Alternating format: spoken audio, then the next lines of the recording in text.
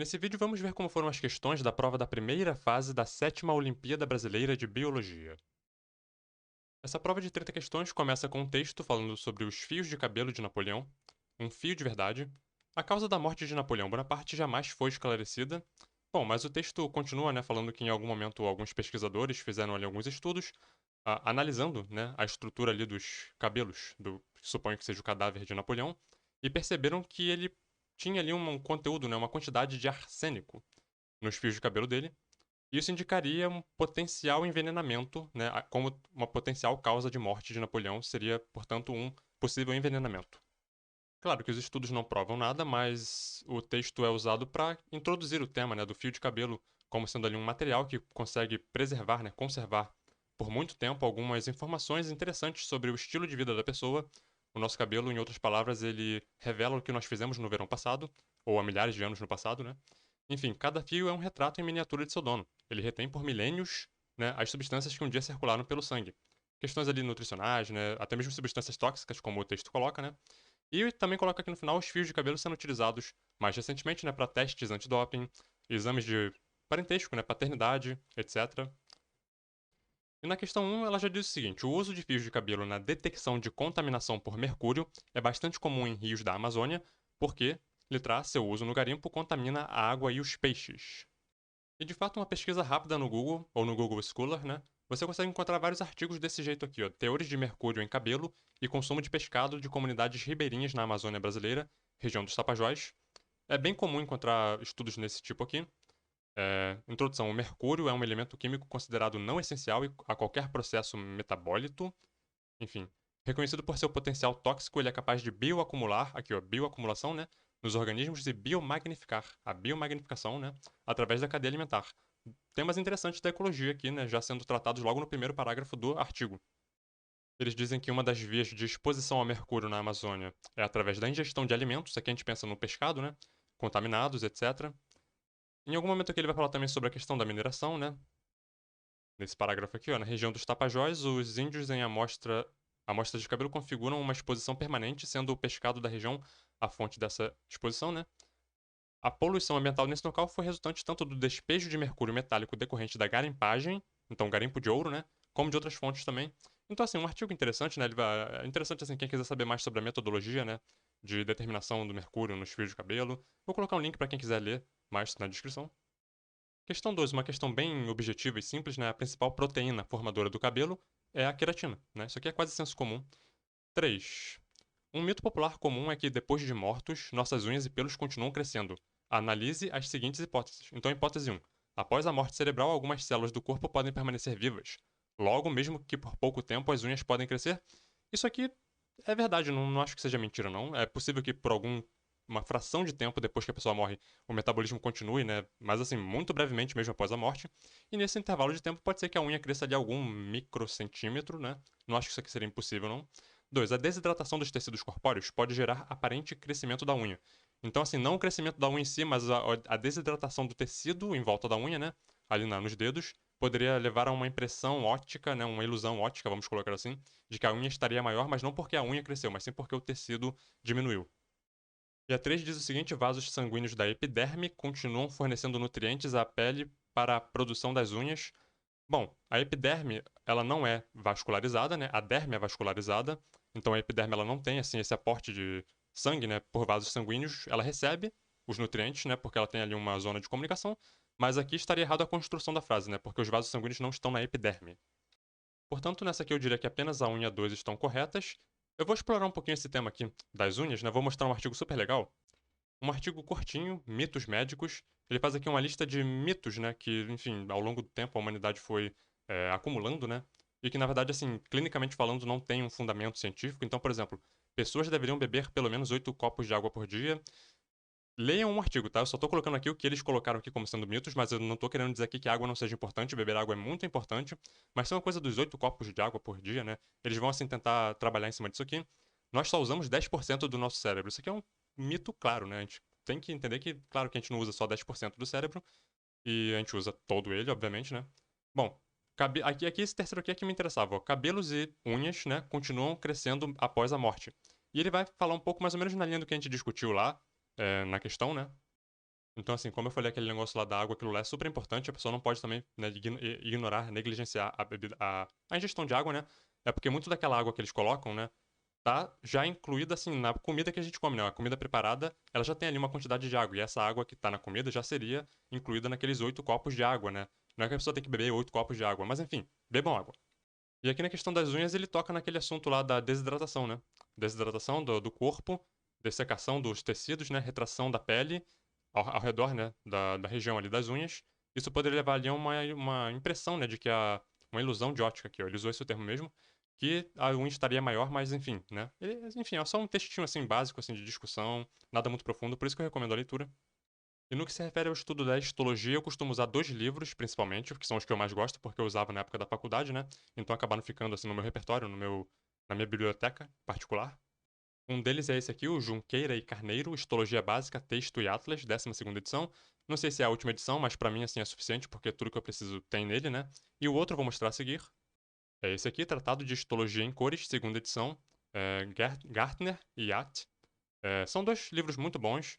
Alguns deles um deles eu gosto assim, de repente, eu gosto mais da imagem de um, o outro eu acho que o texto ficou mais completo, mais robusto, mais profundo. Particularmente esse aqui, o Gartner, eu gosto mais do texto dele, eu acho que ele tem uns textos assim mais aprofundados. Então quando eu quero uma coisa mais específica, eu venho nele. O Junqueira também é bom, também tem um texto bem escrito, as imagens dele são muito bonitas e coloridas. Então assim, eu gosto de ter os dois para poder justamente assim escolher, né, algum componente que eu acho que tenha ficado um pouco melhor. Então eu tô mostrando agora uma página do Junqueira, o primeiro que eu mostrei a capa. Aqui, ó, pelos. Os pelos são estruturas delgadas e queratinizadas, a proteína queratina, né?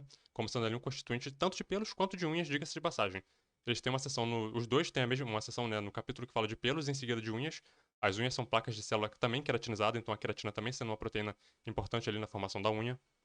Aqui ainda no Junqueira, um esquemazinho, né, de um bulbo capilar, um folículo piloso, né? Tem ali toda a estrutura. Essa estrutura toda fica embaixo do nosso couro cabeludo e a gente não vê, né? Mas tem ali então o folículo piloso, que tem ali toda uma estrutura onde o fio de cabelo nasce, e a parte que a gente vê do cabelo é essa parte aqui que sai do couro cabeludo, né? Que é praticamente só ali a parte mesmo do fio, né? Propriamente dito, e tem uma estrutura assim complexa. Então aqui a gente tem, né, um zoom, digamos assim. Essa parte aqui que eu falei, né? Fica ali na raiz, né? Que a gente chama da raiz, a raiz do pelo. Enfim, tem toda uma série de componentes aqui. Lembram? Papila dérmica, né? Pra quem viu aí uma das últimas provas, a gente falou sobre cristas epidérmicas, papila dérmica.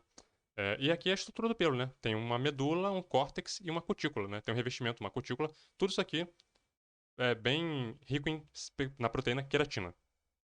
E aqui agora mostrando uma página do Gartner, só para mostrar assim, a diferença na estrutura, né? Porque eu recomendo que vocês busquem aí na internet, façam download do PDF desses livros, ou procurem aí um livro usado, né? Tentem pegar emprestado com algum amigo. Enfim, para vocês verem a estrutura dos livros, é bom para estudar histologia, né? Ter assim um livro-texto com as imagens, né? As micrografias e tudo mais. Aqui também, de novo, pelos, né? Enfim, vai ter ali algumas imagens também. Aqui também uma imagenzinha, né? Do folículo piloso. Como eu falei, né? Algum deles vai ter uma imagem melhor, o outro vai ter um texto melhor. Então, assim, é bom a pessoa ter opções de livro para poder pegar, né, algum componente ou outro. Por exemplo, eu gosto muito dessa imagem aqui do Gartner, né? Que ele mostra, que ele mostra o corte, né? Transversal do tecido epitelial. Então, aqui a gente vê a hipoderme, aqui no meio a derme, melhor dizendo, né? E aqui em cima a epiderme. Repara que a epiderme ela não tem vascularização, né? A derme é vascularizada. Então, assim, a maioria dos componentes vascularizados que exigem, né? Essa vascularização vão estar aqui. E a epiderme vai se aproveitar, né, de algum aporte que possa vir, né, pelo contato ali. Vai ter também na epiderme a saída das glândulas, né? Então, assim, aqui na derme vão ter as glândulas e na epiderme vai estar ali a saída, né, para o componente, para o que esteja sendo secretado pelas glândulas, seja a glândula sebácea, a glândula sudorípara. A questão 4 falou aqui sobre uma derrota do exército de Napoleão. Ele certamente não foi o primeiro e nem o último, né, a cometer o erro de tentar invadir a Rússia no inverno. Então, assim, numa batalha ele perdeu 700 mil homens, né? Nessa empreitada dele de tentar invadir a Rússia durante o inverno, por conta do frio rigoroso, né? Ele até coloca aqui, né, o general frio. Como é que ele colocou aqui? Aqui, o general inverno. Bom, a respeito da ação do frio no organismo humano, não pode se afirmar que. A gente vai ter que pensar no seguinte: na relação do metabolismo e no fato de que nós somos animais endotérmicos, né? Ou homeotérmicos. Então, por exemplo, áreas de maior superfície relativas perdem mais calor. Isso aqui tá certo, mas nem entra muito na questão do metabolismo, né? Agora, olha a letra B. Quanto mais frio for o ambiente, menor o metabolismo energético das células. Isso aqui só é errado. Quanto mais frio, mais as células vão ter que utilizar o metabolismo para produzir calor. E de fato, as outras alternativas vão tocar nisso em algum momento, né? Por exemplo, letra C. No frio ocorre maior consumo calórico no organismo, sim, por causa do metabolismo aeróbico, né? Para produzir calor. No frio, a maior transformação de energia química é em calor nos músculos. Perfeito, né? É mais ou menos disso aqui que a questão tá falando. E a pessoa teria que ter essa sacada, né? De que no frio você tem que aumentar o gasto, né? O consumo de energia para poder se aquecer. Questão número 5. Bom, em 2010 a NASA revelou a descoberta de uma nova forma de vida, uma espécie de bactéria da família Alomonadaceae, que tem um DNA diferente de qualquer outra criatura já descoberta até hoje, por ter arsênio, o mesmo elemento tóxico, né? Então, assim, aquela toxina lá que matou supostamente Napoleão, né? Em substituição a um sal mineral usualmente presente no DNA. Então, no DNA dessas bactérias, supostamente, ao invés desse sal mineral, né, que estaria presente no DNA, ela teria arsênio, né? E qual seria então esse sal mineral? A estrutura do DNA a gente sabe, né? Um fosfato, um açúcar e uma base nitrogenada. Portanto, fosfato. E segundo esse estudo, né, essas bactérias usariam arsenato no lugar do fosfato. Mas eu vou chamar a atenção para uma coisa aqui. Isso aqui não é bem assim. Esse tema gerou alguma controvérsia, né, nessa época aí, 2010, 2012. Eu vou tentar ser bem sucinto, eu não vou me aprofundar muito porque os artigos são bem densos, assim, bem complicados, mas só para passar uma ideia geral sobre como é o trabalho, né, do método científico. Publicaram esse artigo aqui, ó, uma bactéria que consegue crescer usando arsênio, né, ao invés de fósforo. Eu vou falar uma coisinha sobre o arsênio antes de eu continuar, só para não passar batido por isso. Olhando aqui a tabela periódica, e eu tenho certeza que você que está assistindo aí sabe muito mais sobre isso aqui do que eu, mas pega aqui, né, claro, a ideia. Você vai ter aqui, né, as colunas, certo?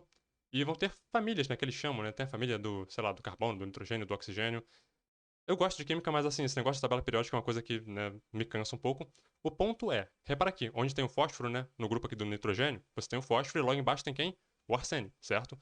Isso indica, né, quem tá na mesma coluna tem características, né, propriedades semelhantes, assim, em alguns níveis, né? Aquela questão lá de camada de valência, né? Demorei um minuto para lembrar. Mas enfim. Então, assim, eles têm características, propriedades em comum. Repara que o arsênio está no mesmo grupo que o fósforo, né?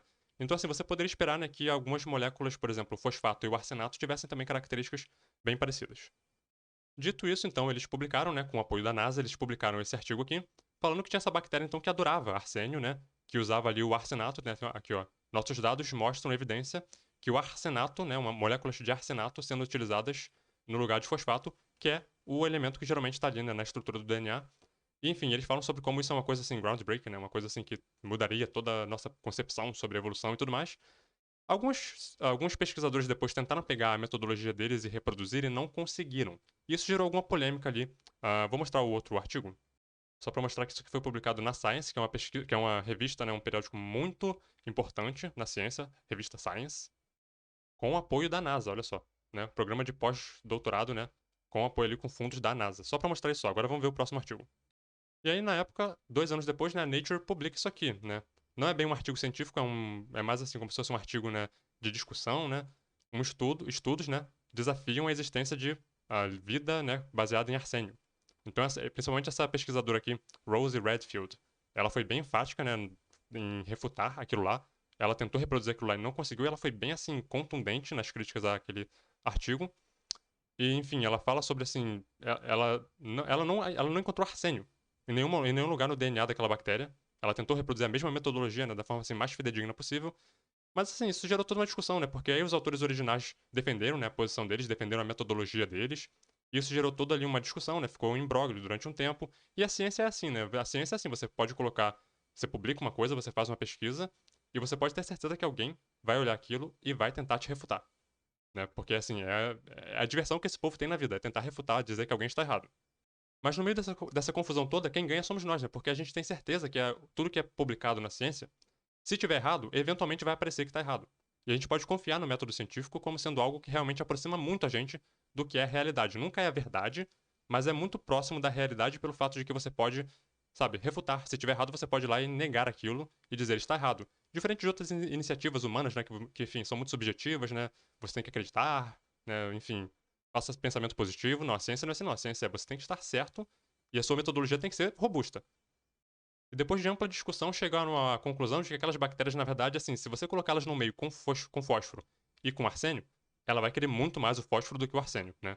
Ela vai escolher o arsênio apenas num local, assim, num ambiente completamente depressionado de fósforo, né? E aí ela poderia, né, se aventurar ali no arsênio, mas lembrando que o arsênio é uma substância muito tóxica, né? Muito ruim para bactérias, para qualquer célula, né, ter aquilo no citoplasma. Então, assim, e tendo fósforo no ambiente, ela vai escolher o fósforo sempre.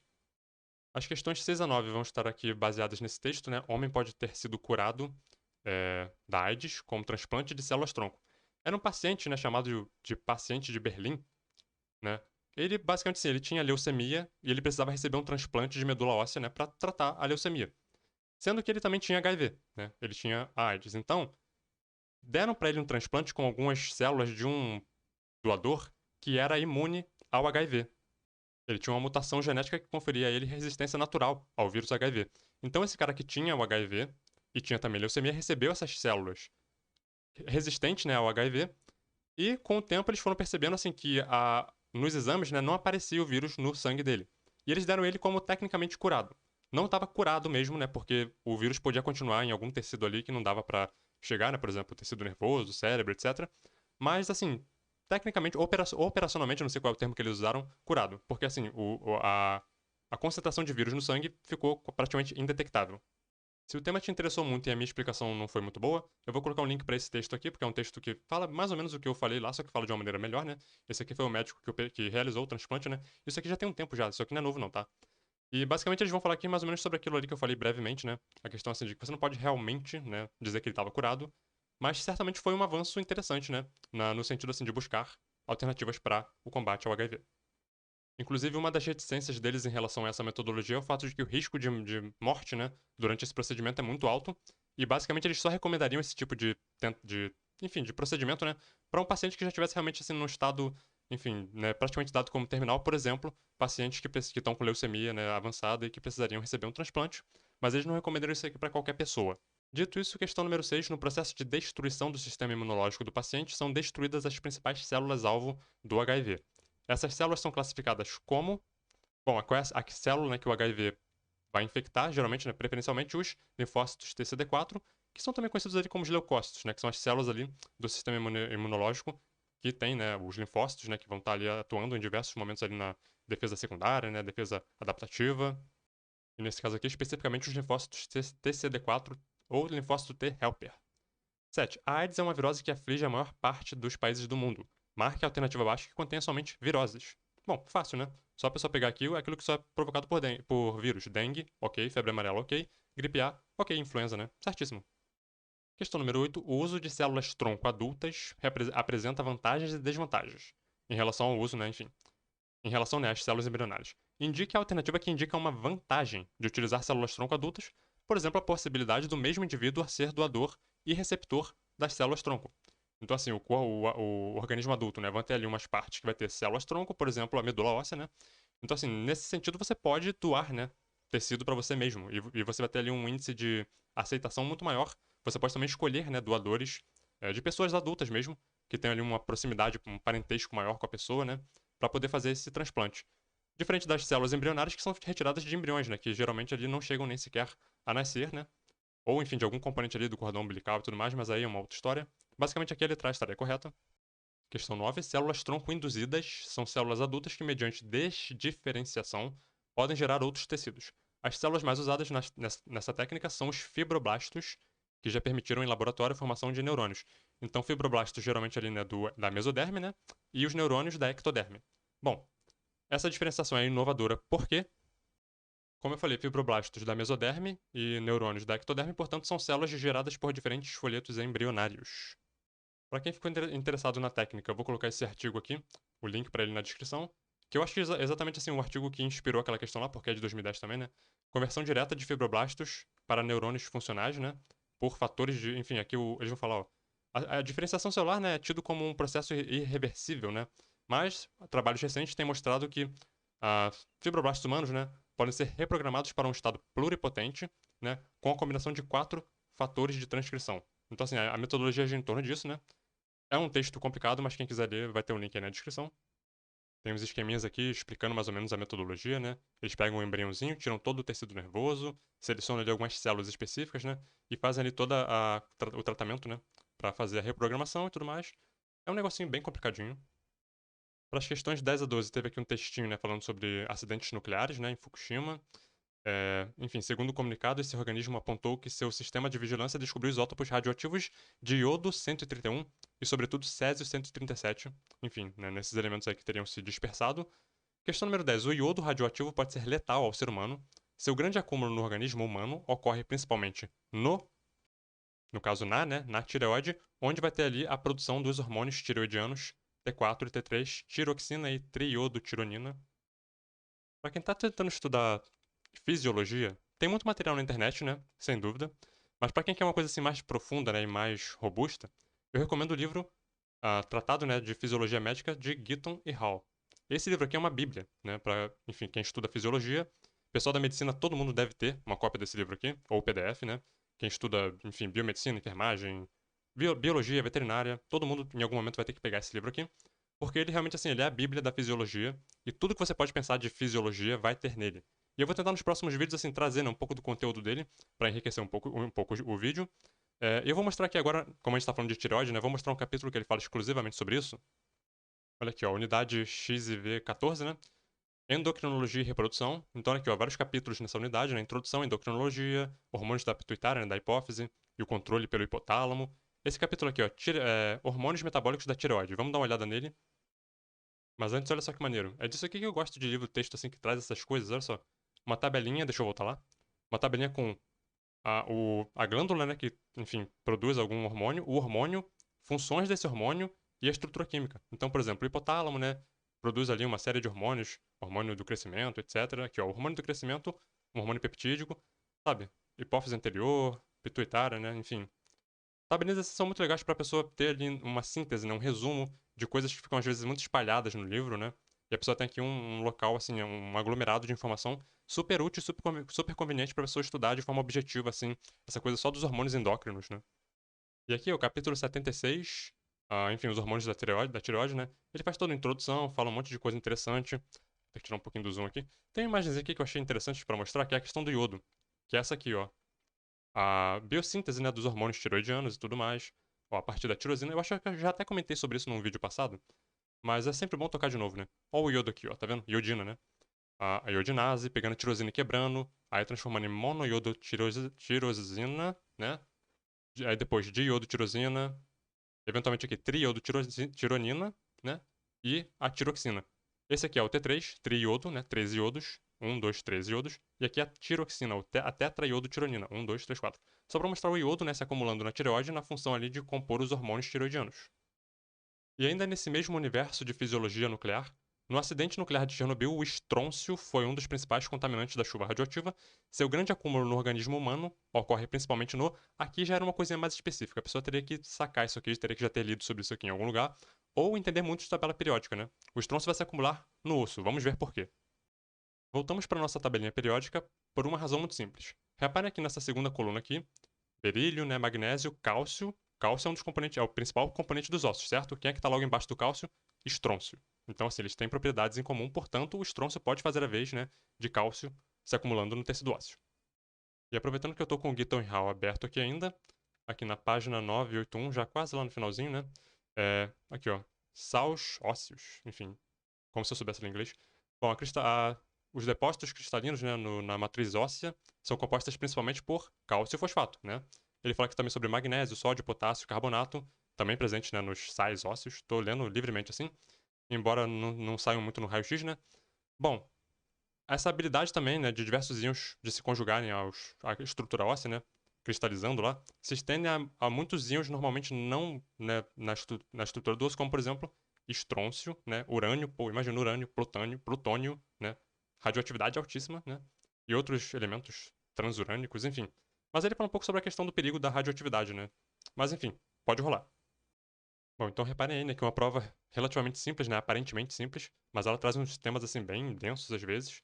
Questão número 2. A contaminação do lençol freático com o iodo radioativo de Fukushima chegou a ser 10 mil vezes superior ao tolerável. Sobre isso, pode-se afirmar que o gabarito letra C, vegetais poderão absorver essa substância diretamente do solo. Bom, acredito que seja uma pegada mais assim, ecologia, né, poluição ambiental. As plantas têm a capacidade ali de absorver, né, substâncias tóxicas, né, componentes poluentes, né, do solo, através das raízes e tudo mais. Enfim, eu acho que a resolução aqui ela estava muito mais fundamentada na pessoa eliminar as alternativas visivelmente incorretas, né? Por exemplo, sua participação será exclusiva no ciclo curto da água. O ciclo da água é um dos mais complexos de todos, né? A água vaga por todos os compartimentos da Terra, inclusive na biosfera. Enfim, a sua ação danosa ocorrerá somente no ecossistema. Como assim somente no ecossistema, né? Bom, sei lá, enfim. Questões 13 a 18 vai ter um textinho aqui sobre leveduras, né? Vinho, fungos, enfim, fermentação, né? Na produção ali de vinhos, bebidas, pães, né? Massas em geral. Os habitantes do Antigo Egito ficavam maravilhados com o sabor e os efeitos de um suco de frutas deixado ao ar. Fermentação, né? A alegria e o prazer que sentiam ficaram embriagados, né? Por conta ali do álcool que é produzido na fermentação alcoólica. Osíris para os egípcios, Dionísio para os gregos, Baco para os romanos, Jesus Cristo para os cristãos, né? Esses eram os deuses do vinho. Enfim, Louis Pasteur, né, alguns experimentos ali dele, demonstraram que não eram os deuses, mas sim as células de um fungo denominado popularmente levedura que operava esse milagre.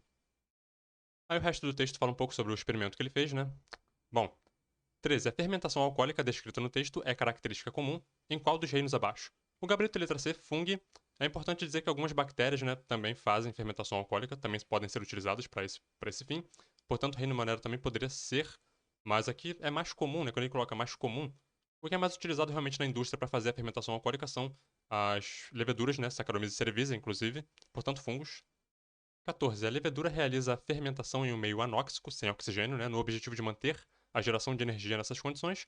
A molécula energética, produto final da fermentação, e a etapa responsável pela sua produção. Bom, a molécula energética é o ATP, e a via, né, responsável pela produção do ATP, no caso da fermentação, é a glicólise. Então temos aqui dois tipos de fermentação, né, alcoólica e elástica, que geralmente são as que mais caem. Bom, então a gente tem aqui no começo glicose, certo? Passando pela glicólise, sendo transformada em duas moléculas de piruvato, uma glicose, dois piruvatos, pela glicólise. Nisso ela produz 4 ATP, embora o saldo final seja 2 ATP, né? Porque gasta 2, produz 4, então produz 2, né? E tem aqui também uma redução de um NAD+, né? Virando NADH. Esse piruvato pode seguir para a fermentação alcoólica, né? Onde ele vai liberar CO2, virar acetaldeído. Esse acetaldeído vai oxidar, vai receber ali um próton, isso mesmo, um próton do NADH, que vai ser oxidado, né? E o acetaldeído vai virar etanol. Aqui ele virou álcool, ponto final. Esse NAD+, pode voltar para a glicólise para oxidar mais uma glicose, né, etc. Aqui na fermentação lática a ideia é a mesma, né? A concepção, assim, dessa coisa do ATP, né? A produção de energia. Repara que aqui ele produz, tipo, um saldo de 2 ATP, em comparação com a respiração aeróbica que produz 30 e poucos, né? Então aqui produz bem menos ATP, então você precisa de muito mais glicose para gerar uma quantidade de energia semelhante, né? Tudo isso aí são conceitos que a pessoa já tem que ir, né, preparando, assim, ficando com isso bem consolidado. Então, 15 e 16, bem rapidinho, porque a gente já falou, né? Nos músculos, a fermentação gera produtos diferentes da fermentação alcoólica. O principal resíduo da fermentação muscular, que é a fermentação lática, é o lactato. 16. As borbulhas formadas no suco da uva fermentado eram constituídas principalmente por gás carbônico, CO2, né? Esse mesmo CO2 que é fundamental para o crescimento da massa, né? Quando utilizado ali a levedura para fermentar a massa. 17. A fervura realizada por Pasteur matava as células do levedo. Em casa é muito comum, ao fazermos pães, coloquemos leite morno em substituição ao leite gelado, junto com os outros ingredientes. Uma relação aqui de temperatura, né? O que pode haver temperatura com, enfim, leveduras, fermentação? O aquecimento do leite é justificado pela temperatura ótima de operação, né, de trabalho das enzimas do levedo. Tem que ter uma temperatura confortável para a enzima dela ser ativada, né? Portanto, 18. Louis Pasteur também teve grande importância na comprovação da teoria da biogênese. De acordo com essa teoria, os seres vivos surgem pela reprodução de outros seres vivos. A gente estuda isso desde o ensino fundamental, né? Então, assim, é uma questão fácil. Questões de 19 a 22, aqui um textinho sobre fotossíntese sintética. Um dispositivo desenvolvido por químico dos Estados Unidos produz energia a partir da luz solar e água, assim como na fotossíntese, né? Bom, a invenção foi inspirada num processo realizado pelas plantas, a fotossíntese. Enfim, ela vai falar um pouco aqui sobre questões técnicas, né, do experimento. Ele utiliza, né, a água, ele utiliza a luz solar para quebra das moléculas de água, né, como acontece mesmo lá nos cloroplastos, né? Enfim, questão 19. A fotossíntese das plantas utiliza a água como fonte de hidrogênios para a geração de energia. A energia obtida a partir do transporte dos elétrons é utilizada na fase fotoquímica para a síntese de. Sempre que fala de fotossíntese, eu gosto de usar essa imagenzinha aqui, né? Repara aqui a fase clara, certo? A luz do sol, moléculas de água entrando, saindo aqui o oxigênio, né? Por quê? Porque a molécula de água foi quebrada, cedeu os prótons para quê? Para uma cadeia transportadora de elétrons que vai usar o NADPH e o NADP+, né? Como carreadores de elétron, para quê? Produzir ATP, que vai ser direcionado ali para o ciclo de Calvin, né? Onde vai ter a fase escura, né? Eventualmente ali realmente assim a produção de açúcar a partir de CO2, certo? E aí o ciclo de Calvin é uma outra complexidade, é uma outra discussão. portanto, para a produção de ATP. Lembrando que o NAD, certo, é o transportador de elétrons, ele atua ali na cadeia transportadora de elétrons, né, como uma molécula carreadora de elétrons. Se você quer estudar fotossíntese assim, de verdade mesmo, profundamente, eu recomendo um livro texto, certo? Eu gosto muito desse aqui, Fisiologia Vegetal, de Thais Zager. Já mencionei ele em vídeos anteriores aí, mas só para reforçar aqui. Um livro muito bom para estudar fisiologia vegetal, fotossíntese, fisiologia de uma maneira geral, hormônios. Então aqui, ó, na parte 2 dele, Bioquímica e Metabolismo, ó, capítulo 7, Fotossíntese, as reações luminosas, fase clara da fotossíntese, né?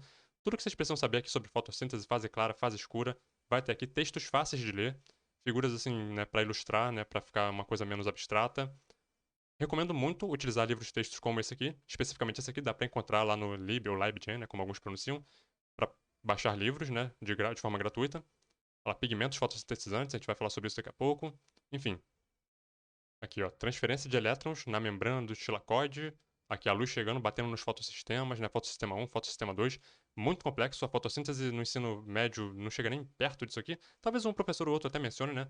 Mas quando você chega assim no nível do ensino superior, a fotossíntese realmente fica muito complicada, muito complexa. E pode ser que a UBB em algum momento cobre alguma coisa disso aqui. Não acho que vá tão profundo assim, mas pode ser que caia alguma coisa, né? E a pessoa já ter visto, pelo menos, já dá pra pessoa assim, um conforto, né? Uma segurança. Olha lá, o NADP, né? Redução, NADPH, ADP virando ATP, gradiente de potencial eletroquímico, parecido com o que acontece na mitocôndria, né? Mas aqui no cloroplasto, né? Para fase clara da fotossíntese, para abastecer a fase escura com a energia necessária. Agora, se vocês querem um livro sobre bioquímica pesada mesmo, negócio assim para dar nó na cabeça e tudo mais e fazer você chorar, esse aqui, Leninger, Princípios de Bioquímica. Deve ter em português também aí na internet para baixar. Um livro muito bom, fala tanto de bioquímica no nível humano, né, animal, todas as vias metabólicas, metabolismo de uma maneira geral e também de fotossíntese. Aqui, ó, unidade 2, bioenergéticas, né? Enfim, metabolismo e bioenergéticas de uma maneira geral. Tá aqui, cadê? Biossíntese de carboidratos em plantas e bactérias, né? Esse capítulo aqui, capítulo 20. Tá aqui, capítulo 20, né? Biossíntese de carboidratos e tudo mais. Fala sobre tudo, né? Fala sobre fotossíntese, fala aqui, Calvin, famoso Calvin, né? De ciclo de Calvin-Benson, esse cara aqui. Enfim, vai falar sobre de tudo um pouco aqui. Muitas vias, né? A ribulose 1,5-fosfato, a famosa rubisco, né? Ele fala também sobre o metabolismo C4, né? No metabolismo C4, a fixação do CO2, a atividade da rubisco tem uma separação espacial. Então, C4, separação especial, espacial. E também o metabolismo CAM, certo? No metabolismo CAM, a captura de CO2 e a ação da rubisco são temporariamente separadas, porque aqui a planta tem que ficar o dia inteiro com o estômago fechado, né? Aí só abre de noite. Aí, enfim, de noite captura CO2, de dia faz a fase clara da fotossíntese, né? Enfim, questão 20. O uso de fontes alternativas de energia diminui a necessidade de uso de combustíveis fósseis. A ampliação do uso dessas fontes, né, alternativas pode gerar como consequência uma consequência benéfica, né, que é a desaceleração do superaquecimento global por conta de você emitir menos CO2, né? 21. A maior parte das plantas possui a taxa de fotossíntese variável em função do comprimento da onda, enfim, incidente sobre a folha, com base no gráfico abaixo, um gráfico aqui mostrando, né, a taxa de fotossíntese em relação ao comprimento da onda, né, o comprimento do azul, do verde, do vermelho. Repara como que ela reflete mais o azul e o vermelho, né? Ou melhor, ela absorve mais o azul e o vermelho. E o verde acaba não sendo tão absorvido, né? Portanto, aparentemente ela reflete o verde. Bom, com base no gráfico abaixo, em seus conhecimentos prévios, marque a alternativa incorreta. A gente pode dizer que a clorofila utiliza preferencialmente a luz verde, isso aqui estaria incorreto, né? Portanto, essa aqui seria a alternativa errada.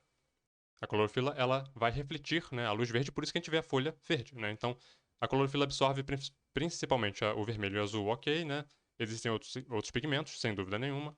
A clorofila utiliza a fotossíntese depende da luz para ocorrer, certamente, né? A fase clara da fotossíntese. Enfim. Então aqui no Thais Zeiger, falei que a gente ia falar sobre pigmentos fotossintetizantes, né? Aqui eles colocam esse gráfico aqui, e aqui vão ter mais curvas porque aqui ele colocou mais tipos de pigmento, né? Lá tinha só duas curvas, né? Se eu não me engano. Ou era uma só, nem lembro. Mas enfim, aqui ele vai colocar vários pigmentos, né? E os comprimentos preferidos deles de absorção. Então repara que todo mundo absorve ali, né, geralmente na região do azul, né? Até do roxo aqui um pouco, vermelho. No verde, praticamente ninguém absorve. Só esse bobão aqui, o número 4, que segundo eles representa um tampão aquoso de ficoeritrina, uma proteína de cianobactérias, enfim. Mas aqui praticamente ninguém absorve na região do verde, todo mundo reflete o verde. É isso mesmo, aqui eles tinham uma curva só, né? Que é, enfim, eles colocaram aqui simplificadamente, né, um pigmento só. E diferentes níveis ali de absorção. Na verdade, aqui eles estão tratando da taxa de fotossíntese, né? Que dá na mesma, praticamente, né? Porque você precisa absorver, né? Pra gerar energia. Enfim, 22. O aumento do aporte de nutrientes em ambientes aquáticos gera a floração de algas macrófitas. Bom, além dessa consequência, né, escolha a alternativa que não contém a característica desses ambientes eutróficos. Aqui a gente está pensando num ambiente eutrofizado, né? Aquele ambiente que recebeu matéria orgânica, né, teve floração de algas, macrófitas, baixo oxigênio, né, na coluna d'água, muita morte de seres vivos que tinha ali, né? Então, num ambiente eutrófico, a gente vai pensar em baixa oxigenação da água, sim. Alta taxa de decomposição, certamente. Baixa demanda bioquímica? Não, vai ter alta demanda bioquímica, né? A DBO vai estar alta. Alto teor de nitratos e fosfatos, ok, né? Que vem da matéria orgânica decomposta. Grande proliferação bacteriana, certamente. Para as questões 23 a 26, utilize o textinho abaixo. Perfume naturalmente atraente. Vários animais são influenciados por substâncias secretadas por membros de sua própria espécie. Algumas dessas substâncias têm aroma reconhecível. Feromônios, né? E é aqui que começa a doideira, né? Porque os feromônios não têm cheiro, você não sente o cheiro deles, mas o seu cérebro reconhece, né? Ele entra pelo seu nariz e você reconhece e aquilo te estimula. Então, por exemplo, pode gerar, por exemplo, atração, né? De você para uma outra pessoa, porque você está sentindo ali os feromônios daquela pessoa, embora você não esteja sentindo o aroma, certo? E de fato eles fizeram diversos experimentos, né, colocando homens para cheirar blusas suadas de mulheres no período fértil. E eles perceberam, claro, né, eles não sabiam disso, eles deram assim várias camisas, né, e você ia lá e cheirava várias camisas, e algumas delas ativavam nesses homens a produção de testosterona. E nessas camisas que os homens cheiravam e tinham um aumento da produção de testosterona, eram camisas de mulheres que tinham suado, né, durante o período fértil. Então, 23. Sabendo que os homens do experimento acima tiveram diferenças na sua produção de testosterona, espera-se maior produção de testosterona em homens que cheiraram blusas femininas suadas de quais dias do ciclo menstrual regular? Na época ali da ovulação, né? No meio ali do ciclo. Um ciclo que tem em média 28 dias, portanto, por volta ali, né, de 12, 15 dias. Acho que é mais ou menos isso, né? E aproveitando esse gancho, questão 24, os principais hormônios femininos responsáveis pela ovulação são o famoso FSH e LH. Bom, para as meninas isso aqui não é nenhuma novidade, né? Elas vivem isso aqui praticamente todo mês. Repara aqui, do dia 1 ao 28, né? Bem aqui no dia 14, o que está acontecendo aqui? Ovulação. Em relação aos hormônios, o que está acontecendo? Pico de FSH, aqui o azulzinho, né? E o LH, o rosinho aqui. Bem na época da ovulação. 25. Outros experimentos têm demonstrado maior interesse dos homens por cheiros oriundos de blusas de etnias diferentes das suas. A explicação evolutiva para essa diferença tem a ver com a variabilidade genética, né? Maior variabilidade genética em sua prole. Então, assim, aquele papo de raça pura, sabe? De homozigoto, de ariano, de não sei o que, aquilo ali é tudo bobeira, né? O interessante mesmo, o bom, o que fortalece a espécie, é a miscigenação, é a mistura, entendeu? É o preto com o branco, o amarelo, o vermelho, todo mundo azul, o verde, todo mundo junto, misturado. É isso que fortalece geneticamente a espécie. Raças puras são fracas. Um cão de raça pura, por exemplo, pensa aí num dálmata. É bicho problemático, é bicho que tem problema toda hora de saúde. O vira-lata caramelo que tá ali na rua pegando chuva, enfim, comendo lixo, tomando tiro, sendo atropelado, o bicho é forte, ele vive bem, né? Por quê? Porque é um vira-lata, é um cachorro misturado, certo? Variabilidade genética é o fator aí que, enfim. E a gente vê num experimento que nesse aqui que, né, a gente mesmo, na nossa natureza, mesmo inconscientemente, a gente está buscando isso, né? A gente quer essa diversidade. 26. Escolha a alternativa abaixo que não se encaixe na descrição da influência dos feromônios. Aqui é o seguinte, o cachorro macho é atraído pelo odor de uma fêmea? Isso aqui parece coisa de feromônio, né? B. A urina de um leão macho repele outros machos. Também faz sentido. Uma formiga produz substância química que alerta outros sobre, enfim, proximidade de predadores, ok. Comunicação, né? Substâncias químicas do eucalipto inibem a germinação. Aqui já é mais uma coisa assim de alelopatia.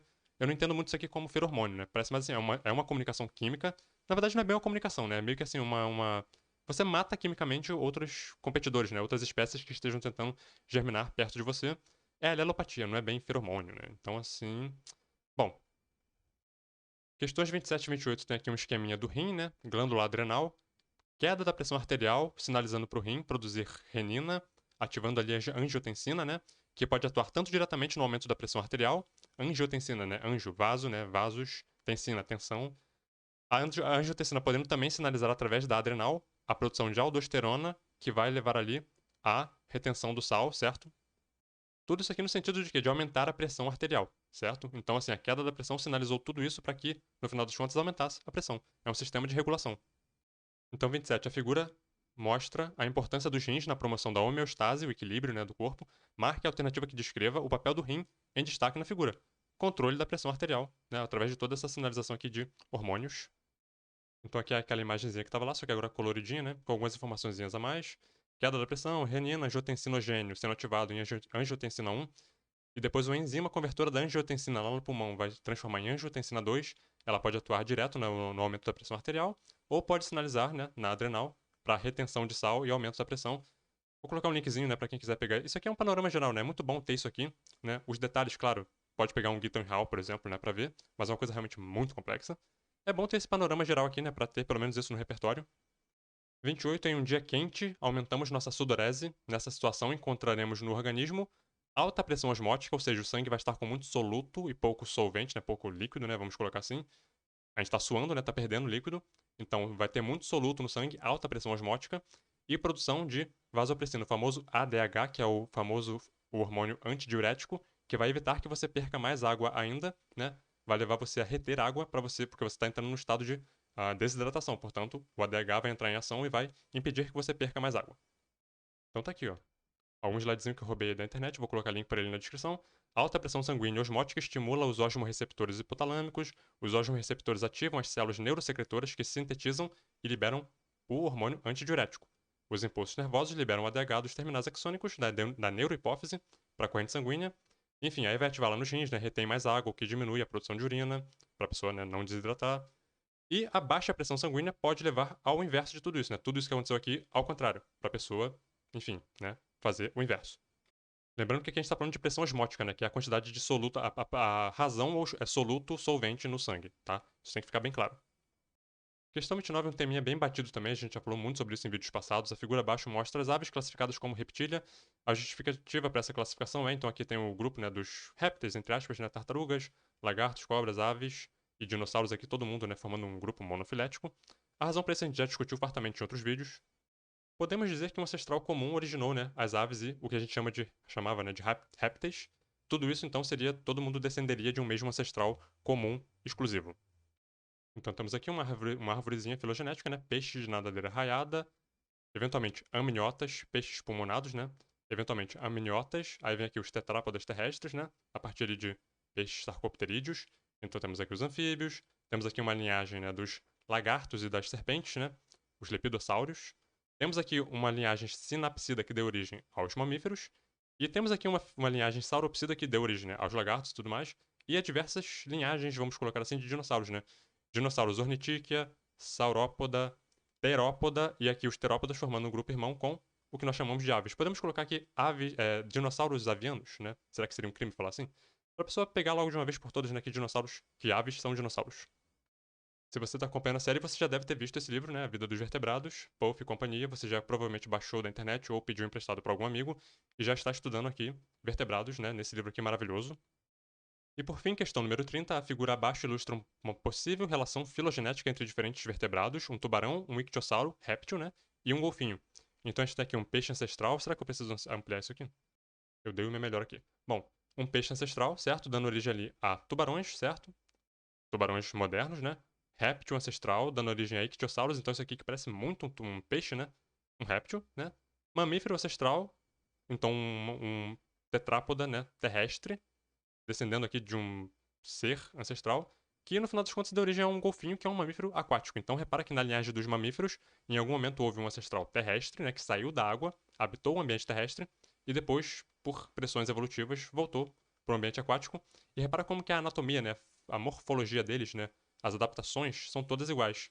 Mas aí você pode pensar na diferença do nado do tubarão, por exemplo, para do golfinho, né? O tubarão nada meio que serpenteando assim, o golfinho nada, né, de baixo para cima, de cima para baixo, dando, enfim, impulsos, né, com a musculatura aqui do corpo.